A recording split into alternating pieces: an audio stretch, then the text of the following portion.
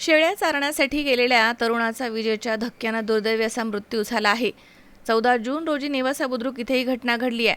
नेवासा बुद्रुक येथील पाचपीर रोडवरती सबस्टेशनच्या जवळील डीपीच्या पोलजवळ सौरभ गणेश यादव हा शेळ्यांना गवत चारण्यासाठी गेला होता। गवत असलेल्या ठिकाणी डीपीच्या ग्राउंड अर्थिंगवरती त्याचा पाय पडल्यानं विजेचा जोरदार झटका त्याला लागला आणि अर्थिंगला चिकटल्यानं तो जागीच भाजून त्याचा मृत्यू झाला आहे, असं स्थानिक नागरिकांकडून समजतंय।